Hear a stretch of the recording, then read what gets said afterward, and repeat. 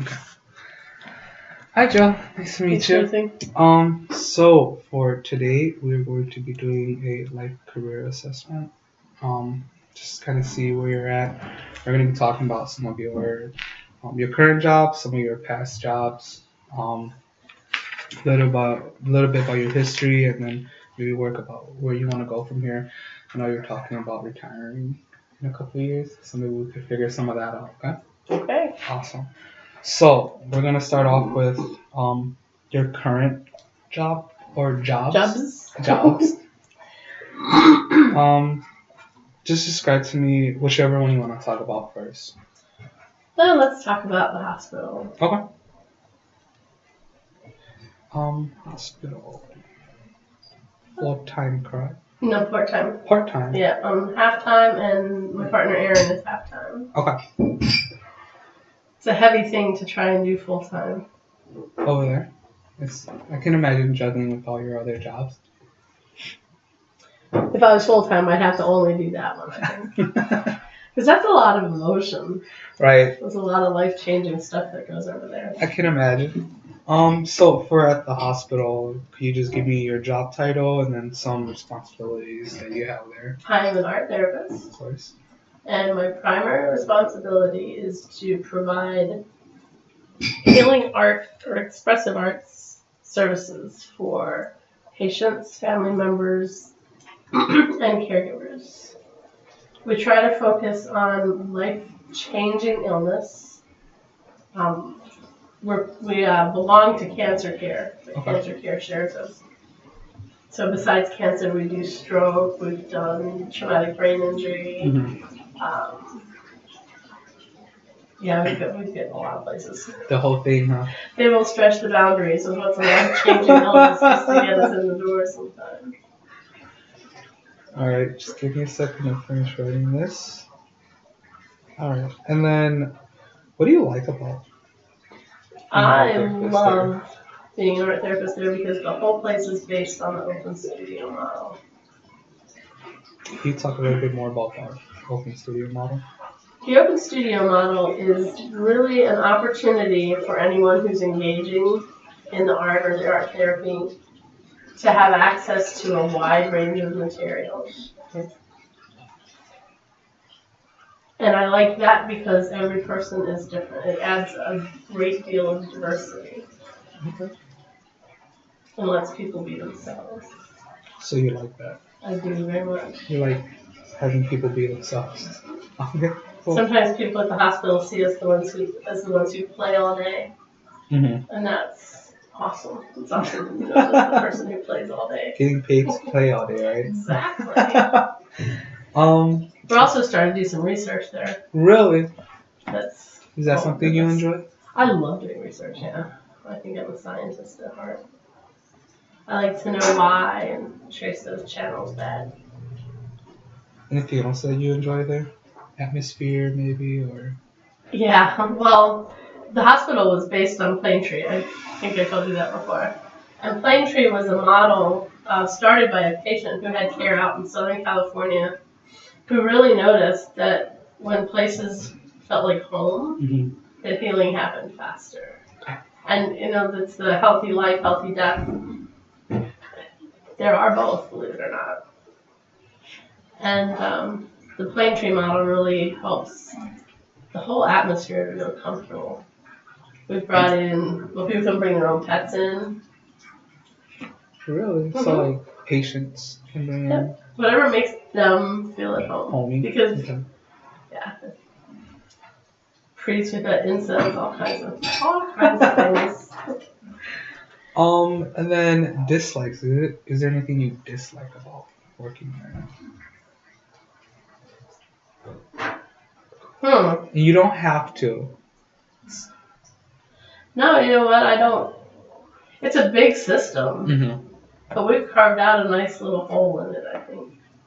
I don't know if there's anything I really do dislike about it. That's okay. That means you really enjoy what you're doing.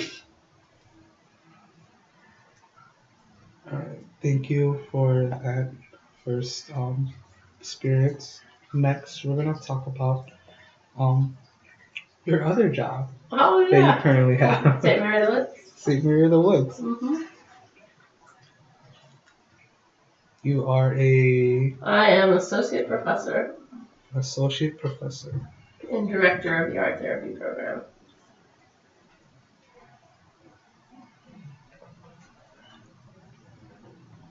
Any specific? So you obviously teach there. Yep. I teach. I advise. I'm thesis advisor. Okay. Teach, advise. You Thesis. teach. Yeah, I do thesis advising. I do clinical coordination. Okay.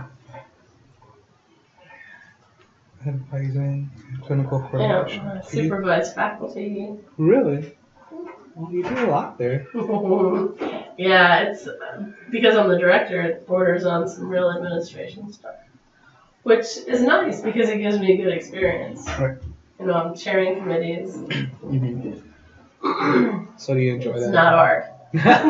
Do you enjoy that job then, even though it's not hard? Sometimes I really do. Okay. Sometimes I really do, and sometimes, like I just took the whole program through KF accreditation, which was a 2-year struggle of insanity. And then we got the results back and got them all put together, and we had our site visit, and it came back with only 4 things that we had to change. And most of them were changed the wording of a paragraph, really easy stuff. But one of them was IT didn't give enough support. Mm-hmm. So when IT got word of that, they came at me like, "Oh, you threw us under the bus." I'm like, "No, I didn't get me under the bus. You guys are offering services that aren't what they need to be, right. So let's step up to the plate." Right. Sit there and blame me for your loss. And then just to reiterate, you're doing these simultaneously. Yeah. Right? So you're currently employed in both of them? I think maybe that's why I like the bureau job so much. It's because I know a little bit about the administration, and I do interface. I mean, we report to them and stuff, but... It seems more open at the hospital. So yeah. For you. And then at St. Mary of the Woods, what do you like about and over there? Oh, I love the students. I love planning the residencies. I really love during residencies, we have like 26 faculty. Most of us are art therapists, and some pretty seasoned. Okay. And so we have a guest house where everybody stays. Mm-hmm. So we all have a glass of wine or a cup of coffee or whatever after class, and we sit there and have this wonderful professional group that I don't know if happens anywhere else. Oh, that sounds fun. It's really awesome. Sounds really good. We've got like 3 past ADA presidents. You guys have a lot of important people. Going on. And then anything that I know you kind of discussed a little bit about some of the things that you do over there. Sounds a little stressful. Anything that you dislike? Oh, I definitely. Well, no, I guess I can't say that. I used to not like driving down there and staying. I had an apartment that I had to make time to clean. That's the hardest part. It was nice having a bed where I just go lay my head, but then I had to carve out time to clean the second home. Obviously I'm busy. So I just tore that down, and now I go stay with my mom, who's another 2-hour drive away from there. Mm-hmm. But I get to see my mom. Right. And my dad. My dad's still in the same area too. Oh, that's nice. And we'll get there. It's a whole different story. I don't want to take you too much off on that tangent. Otherwise, Dad is staying in a hotel, and like the first month that I'm not there, I've had to stay in a hotel 2 times. So instead of paying $1,000 for an apartment with utilities and stuff, I paid $60 to stay in a hotel. I'm like, yeah, this works. So then anything other than just the long driving? No, and I started to do books on tape.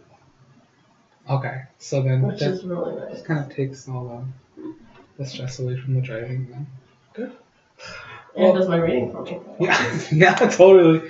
I'm glad that you like both your jobs and that you're actually currently employed there. I'm glad that you don't have a lot of, well, actually no dislikes other than just the driving for St. Mary of the Woods. Means you enjoy what you do. Don't get paid enough. That's right. What are therapists? We don't want to. Now, since we talked about both your employments currently. Can we talk a little bit about what you did before that? Oh yeah. What did I do before that? Well, at first I moved up here in 1988. I think that's like the biggest Okay.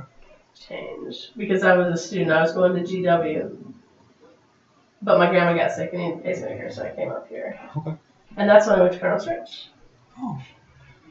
Then I started as a math major because I have a lot of science in my family. Then I was going to go teach math. Then I found out I could teach art, so I went in that direction. So then what did you do for...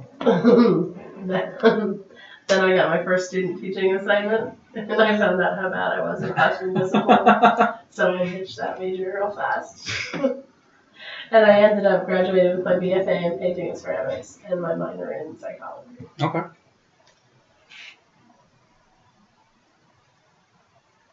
And then I went to fix computers for a living. Hey. For Kodak. So what would you say your official, whether it was paid or unpaid, job position was prior to what you're doing now? Prior to art therapy? Yeah. Or not even art therapy, just could be like, a college student job. Oh, I think the electronics tech was it. That's what I did for Kodak. That's what I did. I used to fix telephones too, cell phones. Oh, you're tech savvy. I told you I started as a math major.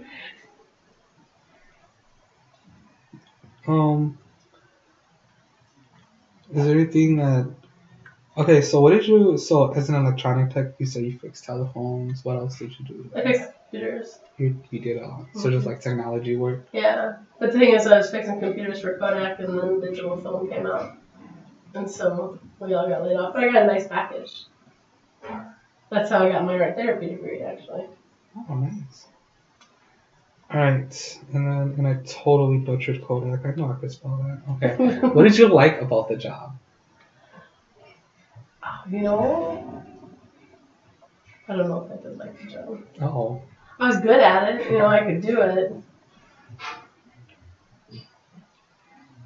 It was, I don't know. I guess I was the only girl who worked there. At the phones place. At the phones place? At Kodak, there was a lot of girls. Okay. But I was remote. I was here, and Kodak's in Rochester, so I was responsible for that Milwaukee radius. No positives to working there? It was self-motivating. I could work my own hours. I made my own appointments with clients. Sometimes it was pretty funny. Like I got called out to fix this computer, and he just got a new computer. It was hilarious. And he's like, "Look, I push the button, it turns on. I can hear the chimes." Mac. Right. And nothing happens. Turned out his keyboard was plugged into his old computer, so he was hearing the chimes from his old computer. And nothing was happening with the new one. But so we got some laughs. Good. It's always good to have laughs on the job, right? And then, so I'm guessing since you didn't like much about it, you had a lot of dislikes about it? It was kind of apathetic. I'm pretty adaptable. Okay. Could you explain what you mean by that a little bit more? Well, there was when we went in to take the back off a computer, we had to be real careful not to touch the CRT or you can get electrocuted pretty much. So that was a little nerve-wracking, and then I like to daydream, and half the time my head's not even attached. So when I opened up the back of the computer, all of a sudden it was like this big warning. Don't touch that. Yeah, I used to work on computers, so I totally know what you mean by that. We don't even have CRTs anymore now. The screens are pretty bad. So let's see. Anything else that you disliked about the job? No. Were you kind of in the neutral about it? You didn't. Yeah, it was medium. Okay. And it paid well. I probably made more than not more than I do now, but started at art therapy for sure. I can imagine IT is a pretty popular field. Let's see. Oh, we discussed. Well, you kind of discussed a little bit about your major in school for me. That was a really good starting point for transitioning over to some of your education, actually. So you said you first went to Cardinal Stretch as a math major, correct? Yeah. Um, and then so you dropped that real quick. Yeah, well, I went into education. And It was the education that I dropped. Okay, the education that you dropped. What did you? Was there anything that you liked about being in that field? No, it was easy. It was easy. Okay.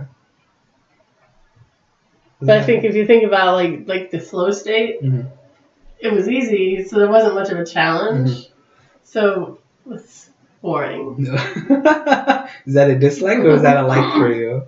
It's a dislike. It's I a think. dislike. Yeah. Okay, so it was boring. You didn't enjoy that.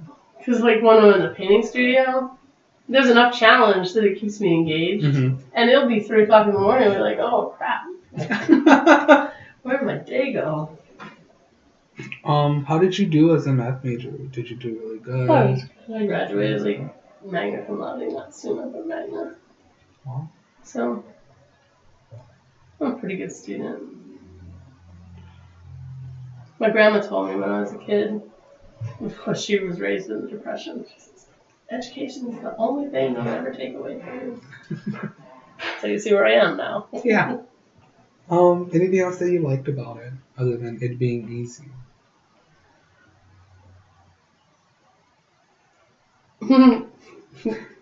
I learned how to play games and hustle people.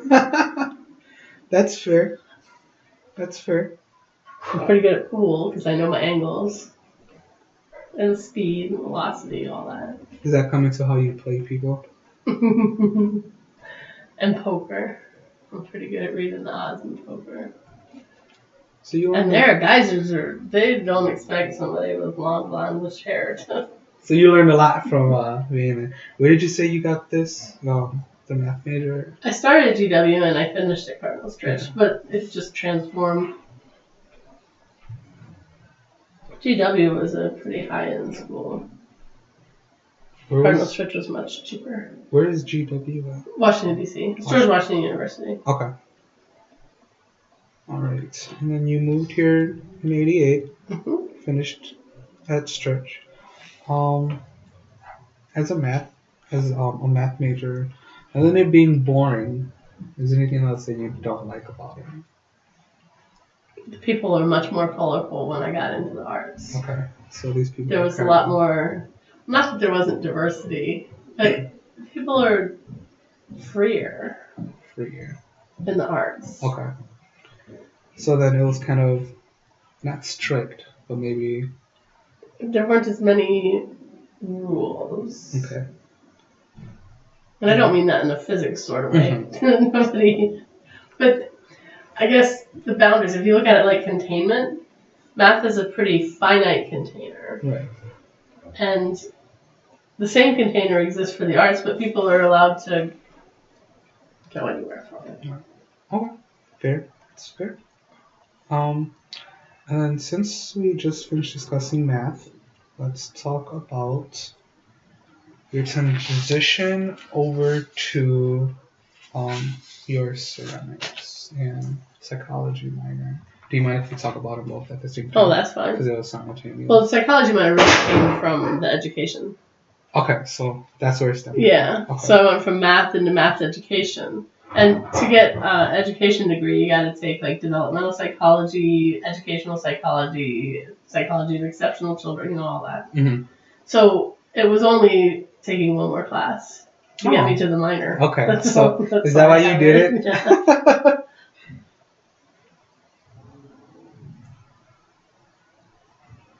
And then, how did you do as a ceramics major? I love the ceramic studio. Loved it? Mm-hmm. So I'm guessing you did really well there. I did. I ended up buying a kiln and a wheel. So you had like the whole shebang then.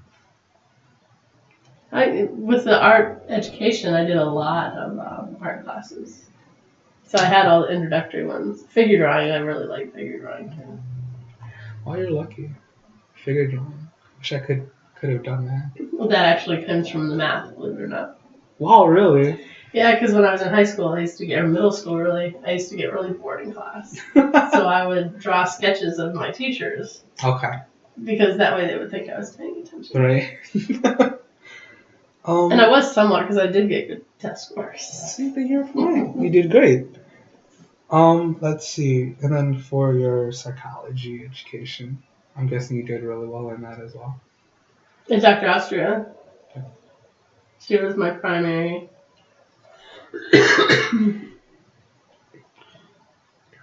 Simultaneously for both of them, because they're comorbid. Mm-hmm. What did you like about it? I like that it opened a different dimension.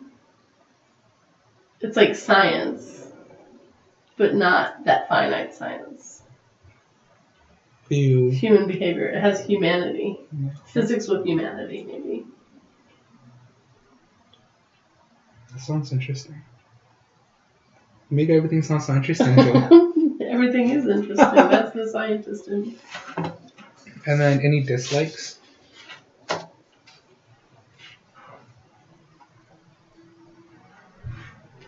Sometimes getting caught in my own stuff. Can you elaborate on that? Oh, I don't know. I find myself working with, every time I get to the point where I feel really competent at something, then I learn a little more about myself. I'm like, oh. So learning about yourself always. It never stops. Are you still learning about yourself now? Oh, yeah. Because, I've got patterns, and if I don't recognize those patterns, I project them out on other people. So I was like, oh, not right, forget it. And then let's talk about your higher education after finishing with all these. After my master's or after the bachelor's? Let's do master's. Let's do master's. Well, what did you do after your bachelor's? After my bachelor's, I went to Kodak for 5 years. Okay. And then that's when I got laid off and got back for art therapy. Okay.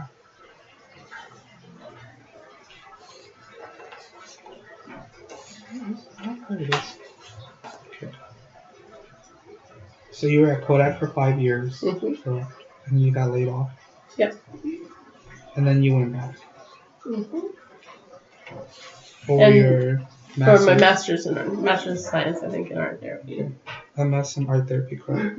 And then we did our internship our first year, and I actually ended up doing internship at the hospital of St. Luke's. Oh, okay. That's how I got there. Okay. So I'm guessing you were like, you sound like you were interested in it, so like top-notch student. Oh yeah. I thought everybody had 4.0s. Turns out that wasn't quite the case. But. That's good. You enjoy what you do, so I'm glad you did really good there. And then what did you like about being a student of the art therapy? Oh, because I'm allowed to go down tangents and research and find out how the human being operates.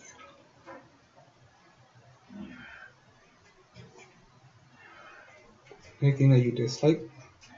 About school, no. No? You enjoy it?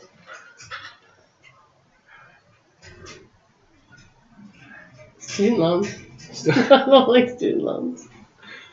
So you dislike student loans? Yeah. I think we all dislike student loans, Joe. But anything that like atmosphere about the school that you didn't like, or you didn't like some of the classes there or anything? No, it was wonderful. Good. We didn't have the psychology classes. Okay. So you guys were all right. Okay. Cool. So I'm glad that the only thing you disliked was the student loans.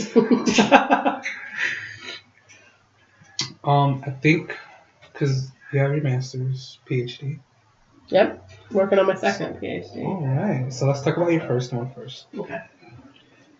PhD in. Expressive arts therapy. And I did that because working in a medical setting without a doctorate, you don't get much respect. Okay. There's not a lot of places to go.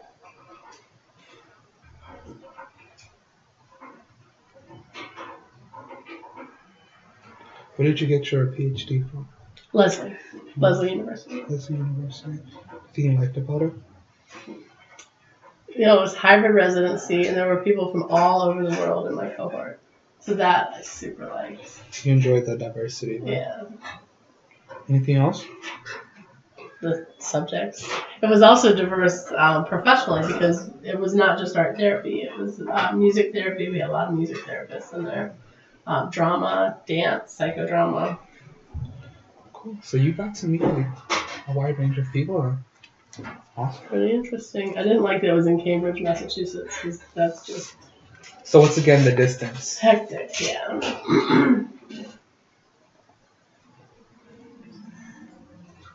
Okay, I could tell you do a lot of traveling. So, any other dislikes about it?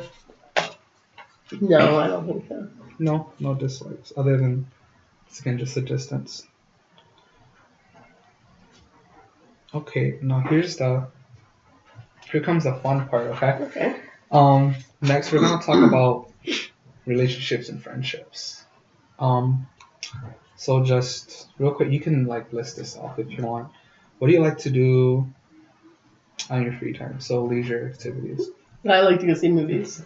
Movies. I love to go see movies, especially now they have those dream loungers.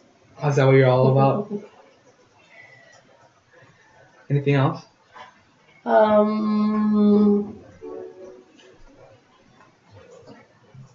like to read. Reading. Yeah. Reading, like art therapy books, or like No, more like transphysical books. What do you call it? Like transpersonal. I like, the spiritual kind of things. okay, so spiritual stuff. Not necessarily Christian. But, there's all across the board. I just like that whole mystery. Okay, so spirituality. Yeah. Okay. You're an art therapist. Mm-hmm. Expressive art. Do you like to do art on your free time? Yes. A lot, or are you more into like reading, movies?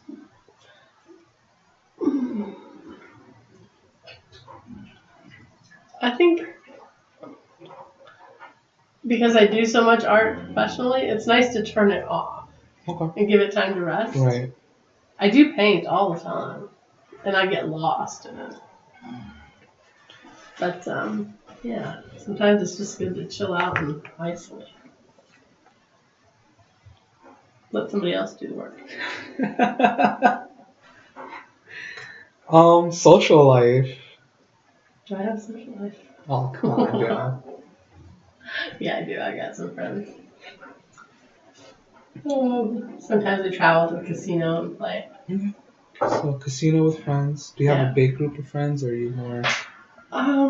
It depends. I have cycles of friends. It's kind of like this. I have my immediate little center of friends. There's probably 5 or 6. Then I have a bigger group of friends. There's probably, 15, 20. And if you look at everybody, there's just hundreds of people. All right. So you're social. You're very social. I'd love to be social, yeah. Good. So I made a mess of that, whoever's it was. And then friend-wise, you just explained you have like Radiance. Yeah, there you go. Radiance. Or consent, whatever it is. Wide range, big variety of friends. Other than doing going to the casino with them, is there anything else you guys like to do? We've gone on tours, like we went to Europe a few times. And if we're traveling local, like lately, we just go to the casino because it's easy. There's bands and stuff. It's just a fun little. You guys ever go to the movies together or do art together? Any of the stuff? I don't really have any friends I do art with. Maybe sometimes Delora and Ginger, but they're more coworkers. Okay. I'd still call them friends though. So you guys like to go on tours, Yeah. casino play, have a glass of wine. Oh yeah, I know. There we go. Okay. That's what we do at residency with that group of faculty. Yeah, Mm-hmm. that's where I was getting at. Chilling out, brainstorming, laughing. Good. Laughing's important. I'm glad you have a lot of friends and you get to do a lot of stuff. Sounds fun. Anything are there any times where you kind of stay away from your friends? Or like, I think that's when I go to the movies. when you go to I usually movies, just go to the movie with one person. Okay. I don't like to. Sometimes doing things with groups of people is difficult. Mm-hmm. Because, we gotta take into account what everybody says. Just make a decision myself. So you like being social, and you can correct me if I'm wrong. You like being social, but you have kind of like not barrier, but maybe like keep almost your distance away from. Yeah, I like to have some time isolated. Just by yourself. Is that for a thought process? Yeah. Okay. So I don't have to think. That's another thing that movies do. They make it so I don't have, somebody else did the thinking already. I can just go watch. I'm glad you enjoy movies, then. Sounds like a good off time for you, just to shut yourself off. And like romantic comedy movies, not heavy Action? I don't do action, no. I don't do horror or Halloween. None of that. I don't do French films that I have to interpret. Okay, good. I'm glad you kind of know, like, you can draw your boundaries. That's good. And then let's talk about a typical day for you. Doesn't have to be. It sounds like your life is kind of sporadic sometimes. Let's use an open studio day, because open studio days, that's the one that happens regularly. Okay, so we can do. It only happens twice a month, but it has been happening regularly for like 8. Sure. A lot of years. We can totally go that way. So describe it.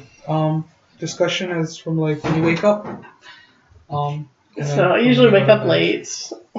Nice. Yeah, something that's in your pack. I don't know what it is. I checked the basement on you. I don't have the tools to. Okay, can we talk about it a little later? Huh? Can we talk about it? Oh, I'm sorry. That's okay. I'm sorry. Yeah, can we? Absolutely. I'll see you later, sweetie. All right, thanks, Leo. Okay. Sorry about that. But what was I talking about? Waking up late.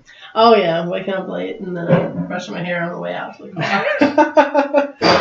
If I'm too late, I call her and say, "Oh, I'm coming," so she knows I'm not forgetting about her.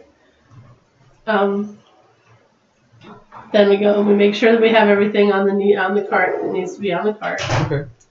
Then we take care of. Sometimes we have like meetings with our supervisors. Sometimes we have meetings with floor staff. Sometimes we can go. I guess it's not really that constant, is it? But sometimes we can go take flyers up to the floors or see clients. Okay. Sometimes. Sometimes we have students to supervise. I mean, there's lots of different things. But at about 11:30, 12 o'clock, we get the carts and we go down to the studio room, drop off the carts and go eat lunch. And then after studio starts, it's just easy. Relaxing? Yeah. Okay. Because a lot of the participants have been coming for a long time and they're very used to the circumstances, so they actually help to hold space for us. For And then open studio still starts at 2 o'clock. 2 It o'clock. goes 2 to 7. 2 to 7 is open studio, and this is not your downtime, but more of a relaxation, Mm-hmm. freely let loose kind of thing. We typically have about 20 people who show up. Oh, really? Yeah. It's been getting big.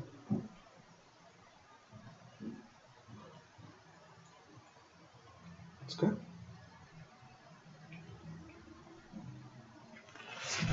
We even got doctors coming now. That's nice. Really? Yeah. That's awesome. What do you guys do after your open art studio, man? Because this is going until you go to sleep at night. Then we clean it all up, get it on the carts, get it back upstairs. Usually we have a little process upstairs. Okay. And then I come home. And it doesn't take me long. I put my feet up and fall asleep. What time do you go to bed on those days usually? On those days, 10 easily. And it's a Friday night. It's kind of sad. You've been busy all day. I know. And then I don't have to set the alarm usually on Saturday morning, so that makes it really nice. I just sleep. Cool. Sounds like a busy day. Let's see. We're gonna kind of discuss. So I know we discussed your open studio days. We're gonna kind of transition a little bit over back to a regular day for you, or like a normal work day. Do you live by yourself? No, I have a boyfriend who stays with me. Yeah, he's in the office. He won't be around for long.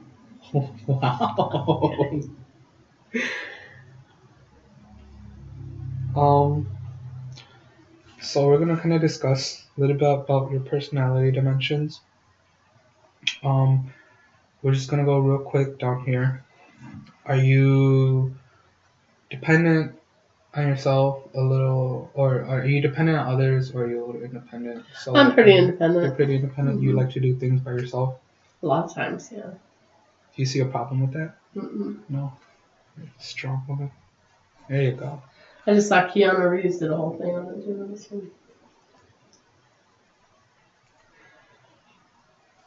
So on your typical days, are you usually doing everything by yourself, kind of just relying on you? Most of the time, yeah. Okay. And then, are you more systematic or spontaneous? So are you more routine, or is every day kind of different for you? When I get really, really busy, then I tend to put borders on and be more rigid. Okay. When I'm less busy, I tend to be much more spontaneous. So you switch. Yeah. Okay. It depends on, output depends on input. Okay. I like that.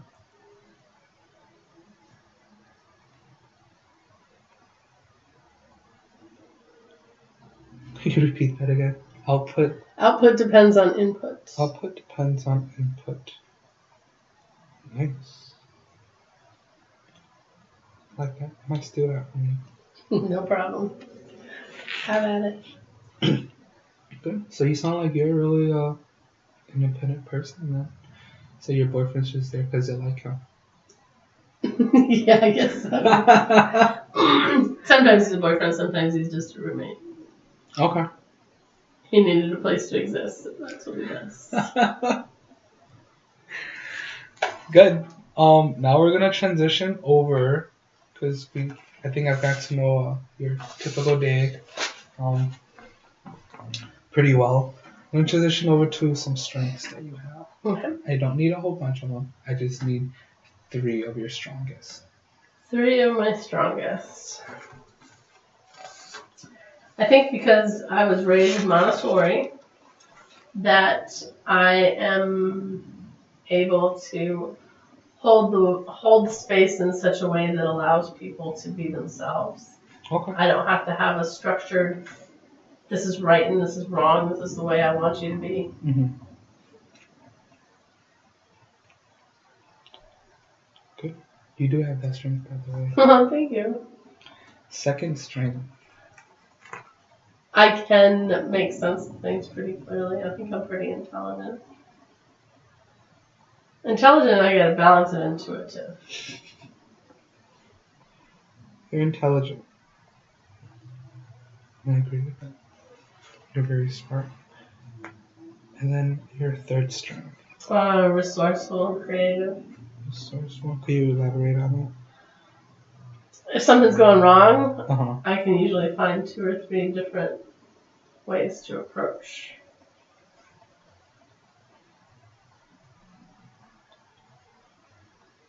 I agree with you. Oh, thanks, Jeremy. I totally agree with you. Awesome. You sound like you have a really good sense of yourself, and you have, well, just based off these three strengths, a really good understanding of who you are. I try. So good job, Joe. Thank you. This question might be repetitive, so excuse me if it is. What do you think these strengths do for you, professionally and Sometimes they personally? get me in trouble.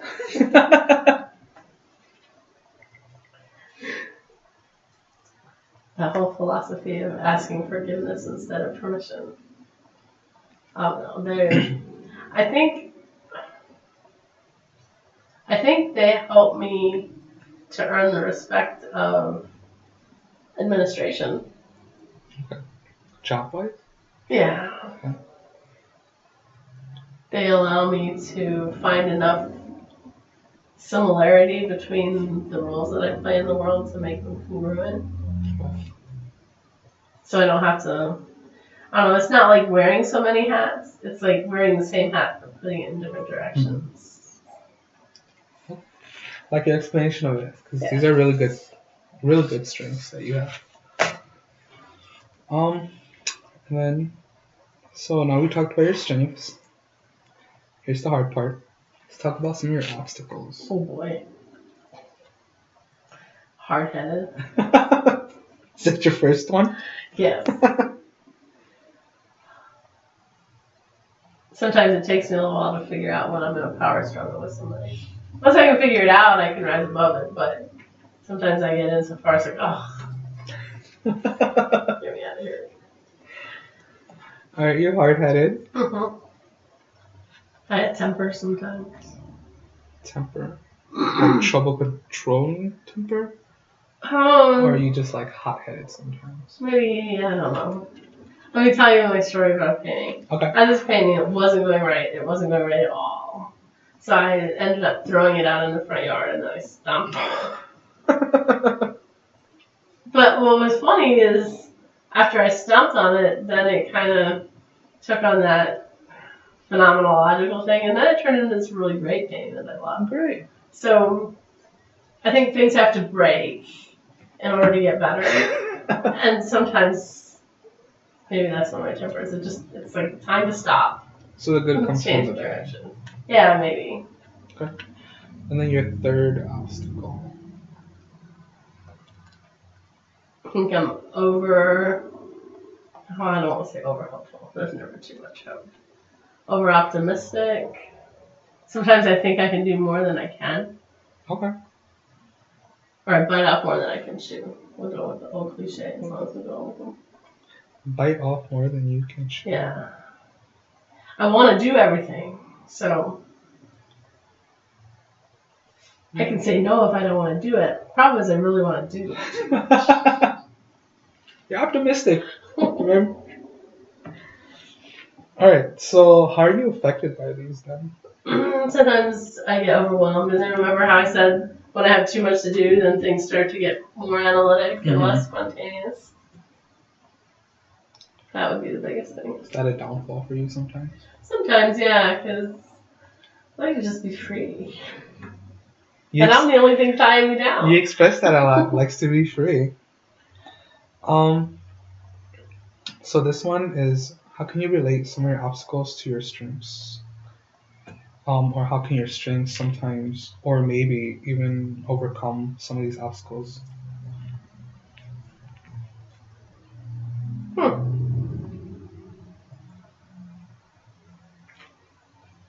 I think the hold in multiple truths, the whole Montessori thing, helps or supports that change. I mean, Marion Woodman talks about that black Madonna that walks through the fire.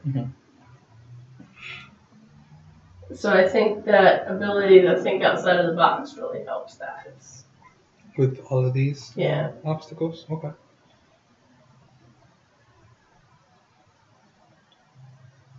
Is there anything else that you would like to talk about for those strengths relating and helping those obstacles?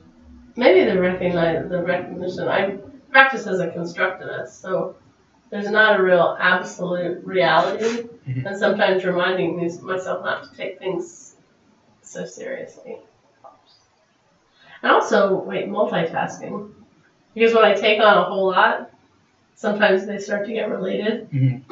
and it's easier to do things when I have more. Because then they're all related and pieces will fold back onto the other.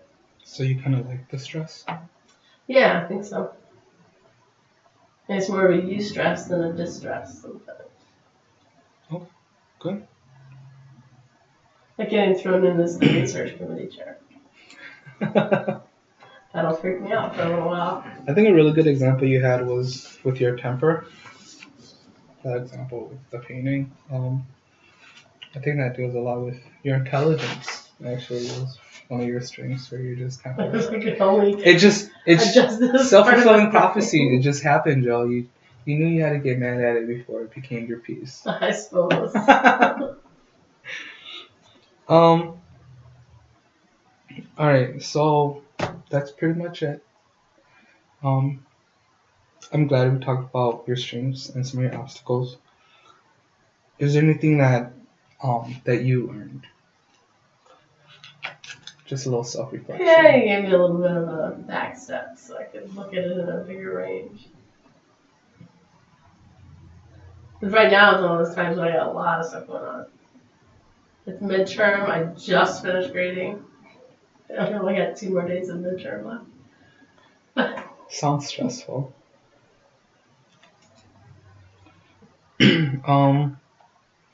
Anything? Was there a pattern that you noticed when we were kind of discussing about you, or maybe some themes even that you see? I think maybe that regenerating, not being tied to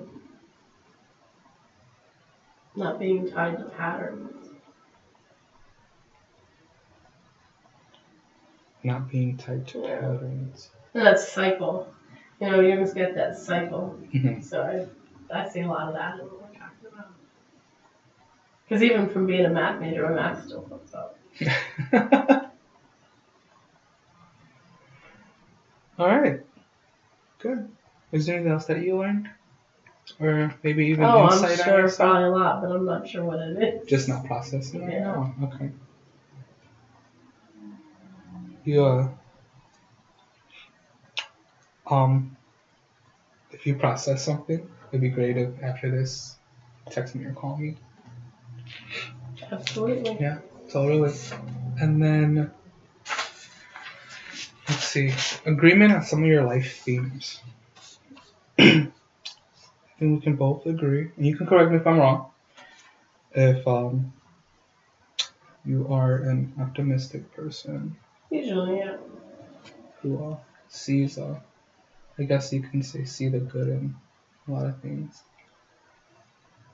I think so. I think people are inherently good. That's one of my core.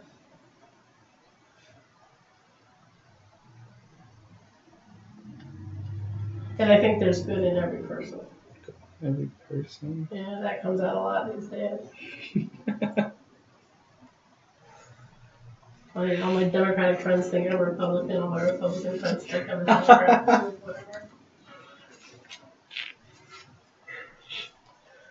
All right. I think another thing I like to touch on is your ability to handle yourself. I think you have a very good way of building boundaries with people, yet being open and no. I think maybe. Maybe. Could you elaborate? Not always. I'm learning. Okay. Are you always learning? Not always, yeah. There were days early in the hospital. I ended up crying in the president's office. Oh my gosh, this is so hard. I think that just goes back to you being optimistic, whether you're overly optimistic or not. Pushing it. Yeah. Pushing the boundaries. Alright, so I think I don't think you have many problems that Well, I appreciate that. They need solving. You sound like a very solid person. So obstacle wise, I think you have some obstacles that I think you have, but you're aware of them. So I think you know how to at least handle them in a certain way. So for a goal that you want to set, is there a goal that you want to set before I have anything to say? That's actually a good question. I have to figure out what I want to let go of. Okay. Because I can't continue to work a full-time job, a half-time job, and have a business on the side.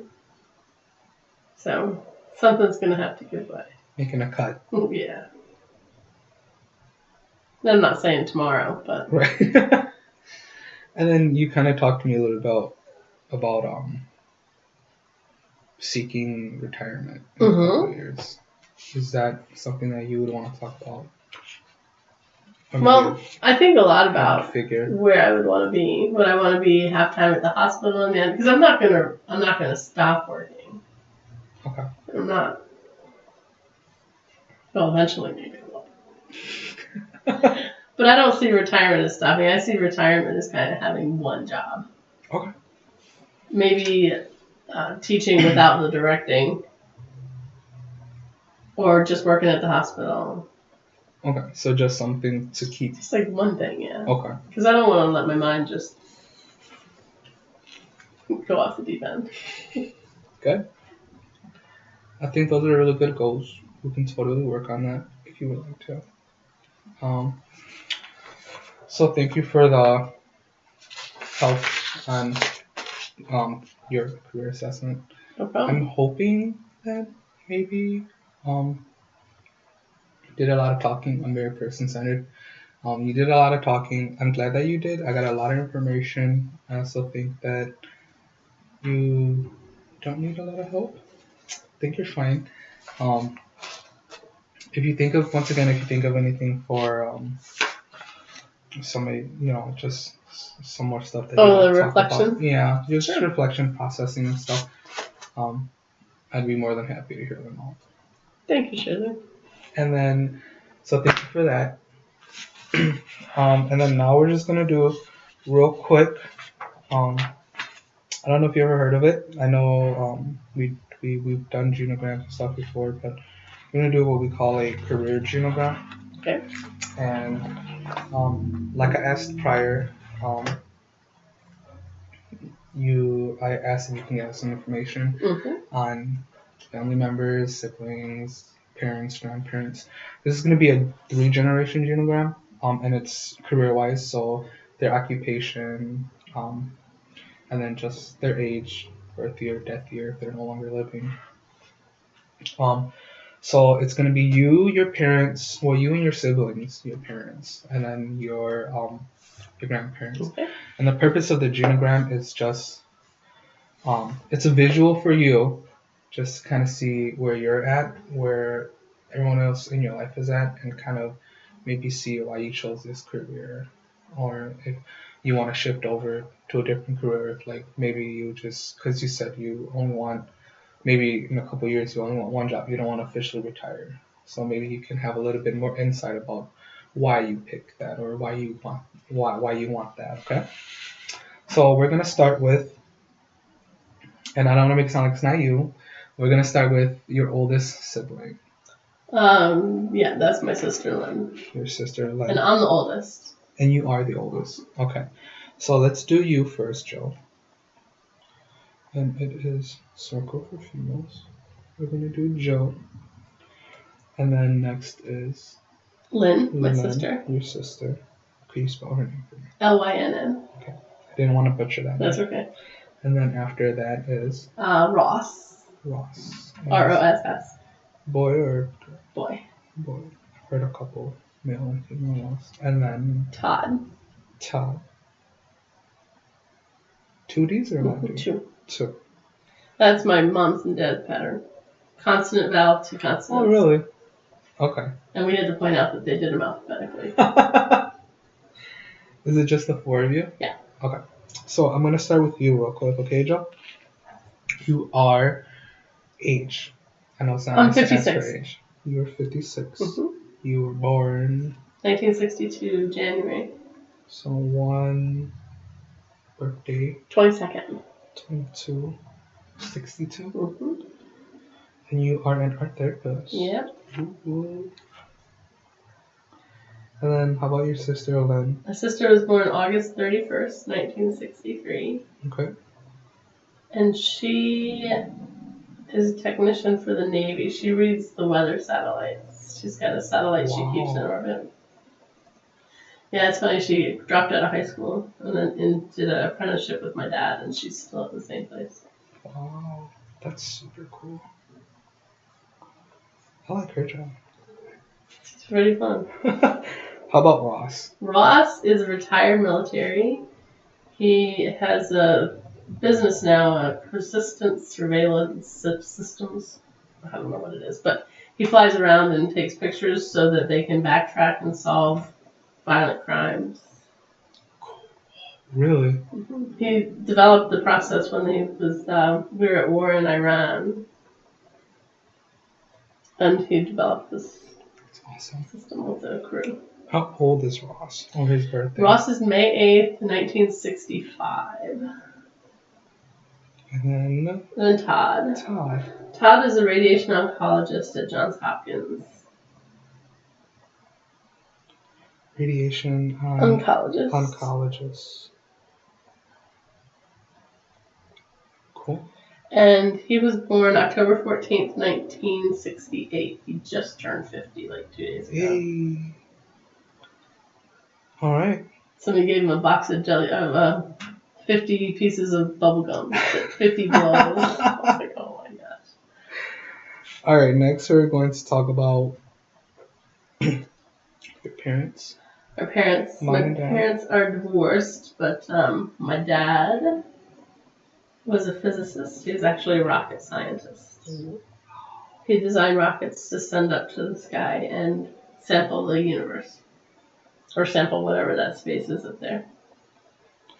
Your dad's name is? Douglas. Douglas. How old is Douglas? Douglas just turned 83. His birthday's April 24th. I want to say 35. I'm not very good at years with him. And he is still alive. Yeah. Mm-hmm. And then your mother. He just became a snowbird, actually. They'll be going to Arizona very soon. My mother is 81. Okay. She was born 1968, June 1st, 1938, not 68. That's a big gap. Your mother's name is? Denise. DeBruck is her last name. Can't spell that. D-U, capital B, R-U-C-Q. Okay. And then your mother is occupation. She got her doctorate in science education.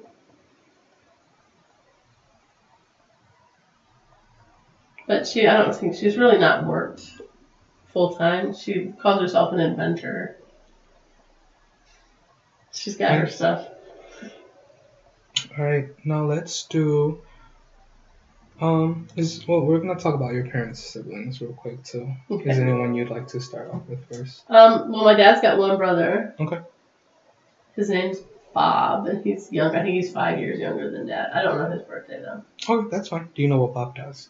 Bob retired for the phone company for many, many years. And he's also an athlete, and he still is tennis pro. Wow, really? Mm-hmm. Wow, sounds pretty cool. That's pretty cool. All right, and then let's talk about my mom has one sister. Her name's Ginny, Virginia. She's also 5 years younger than my mom. Wow. And her birthday's November 10th. Oh, so you remember hers? Oh, yeah. And Jenny's an architect. She was an interior designer, and then later in her career went back to become an architect. And she just retired and moved from Denver, Colorado to somewhere in Montana. I don't know why people retire to Montana. It sounds cold to me, but... So she's a retired architect. Yeah. I'm from a very cool family. I like them. And then both your dad and your mother only has one sibling. Yeah. Okay. Now let's talk about their parents, your grandparents. All right, which one do you want first? Which one do you want to talk about first? Who do you like more? Oh, it doesn't matter. Let's talk over here. I'll put my grandpa there. My grandpa he's where I get my red hair from. Everybody else has black hair, by the way, except for me and my grandpa, and then my grandma's grandpa on the other side. But my grandpa started working when he was 10 years old. He was the second youngest of 8 kids, and his dad died when he was 10. Wow. So his mom became a traveling nurse, and the family kind of had to become resilient. Anyway, he never had any college or anything. Okay. So what was he was a salesman. Pretty much, salesman. he used to make paper bags when he first started working, and then he was a ball bearing salesman when he died. Oh. He died early, though. He died in his 50s from abdominal cancer. 1966, he died. And he was 8 years younger than my grandma. My grandma was born in 04, so that would have made him born in 2012. No, 1912. 1912. There, I'm showing off my math skills. That's ridiculous. Alright, so 1912 to 1966. Yeah. What was your grandfather's name? Theodore. Theodore Edward. Both my grandfathers had the middle name Edward. Oh, cool. Alright, so, were your grandparents divorced? No. Okay, and then My parents were, that's it. Your parents. Okay, so just your parents. Okay. So now let's talk about the grandmother. My grandmother was a graduate of the School of the Art Institute in Chicago. She was an illustrator and an art teacher.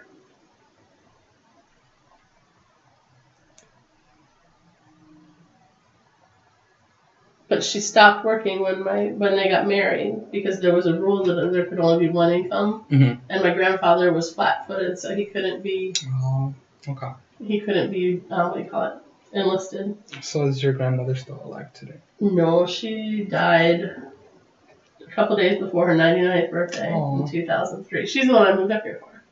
Okay. And then she was born. She was born in 1904, December 7th, 1904. Okay. D-Day happened on her birthday. And then your grandmother's name was? Claire. C-L-A... I think officially it was Clara, C-L-A-R-A. Okay. So official. We'll do both. Okay. And then now let's talk about your other grandparents. My grandfather, Homer. I think he was born in 1903, but I'm not positive.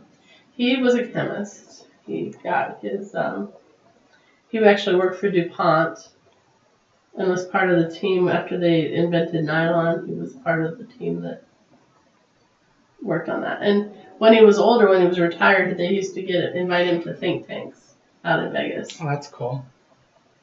And then but he's a chemist. He's a chemist. Yeah. And then his wife? Passing. Is he still alive? Oh, no. He passed away. Oh, gosh. We found out he must have died high school. Not very long after my brother got married. Probably the mid-'80s he died. Okay, so we can just do 1980s-ish. Yeah. Oh, no, wait. I was here. It was after 88. Okay, so let's do... Okay. Something like that. So would you like to say like 90s? Yeah, early 90s okay. Probably. But he died of emphysema. He was a closet smoker. Okay. And then let's talk about his lovely wife. They called her Dill. Her name was Catherine. She was funky. She had polio when she was a kid. So she was very short, 4'11". And her big saying was, if God had wanted me, he'd have taken me then. But she got her master's in chemistry. Wow. Back when women didn't go to college. Yeah. But she went to meet my grandpa. Well, she went to meet a man, and she met my grandpa. What did she do occupation-wise? She never worked. She never worked? She never worked, but we all know secretly that the chemistry journals would come and she'd be the one who read them, and then she passed the information on to my grandfather. That's why he was so successful. Okay. That's awesome. Yeah, it was pretty cool. And then when did your grandmother, Catherine, pass? Oh, Birthday and pass date? She died. Married. I was still married. Probably 98, 99. 98, 99. Okay. Yeah, something like that. And then do you know her? She was crazy, but she had dementia at the end. And she used to beat up the nurse and run away to the But for her whole life, she swam like every day. So she would break out of the nursing home. As soon as she got violent, she would hit them. But she got out, and then she would go to the old YMCA where she used to swim, and they'd have to go pick her up. Do you know her birth year? No. No. Okay. Okay. I think we're good here. We're not gonna get into your grandparent siblings just for the sake of time, and also because I think you have a lot of really good information here. Let's see, we can totally just look at it real quick. So it looks like, and excuse some of the scribbles, it's my reading, it's my hand reading. That's good. It looks like you come from a very successful family. I mean, you're an art therapist, your sister and your brothers do like really cool stuff. Your parents seem like they're phenomenal people, education wise. And then also even your grandparents, even your grandfather Theodore, even though didn't have a college education, was still a really smart man, and he worked really hard because salesmen work really hard. So I'm glad. And I can tell that you work really hard. So maybe that's where some of it comes from, on top of your hair. So I'm going to keep this, and then we can later process it a little bit more if needed. I think this is good for you for processing as well. Just kind of see where you are. Maybe you can make some connections about why you chose what you did, why you decided to go so far into school, on top of what you talked about doctors not having kind of like respect for you if you don't have a PhD. Well, yeah, I guess he does. He does. Yeah. She does. He does. No, she doesn't. She's got her MFA. He's got his PhD. He's got his PhD. And he did. I guess, yeah, that's better. Oh, yeah, so it goes back a way. You have a lot of big PhD people in your family, so. Definitely not a first generation. So it's good. I think it's good that you know all this stuff. I think it's also good that you can kind of see it visually just for processing. Make kind of the connections and insights about you and where you're at. If you ever decide to make a career change, or if you ever decide that, I want to have one job, or when I want to retire, I can tell also that even though like you have some family members that are retired, they seem like they're still busy and they keep a busy life. So maybe just a little insight on that for you. And I think we're good here. Time is up. All right. So I'd like to thank you, Joe. Thank you, Shirley. You're the best. No, you are too. Thank you.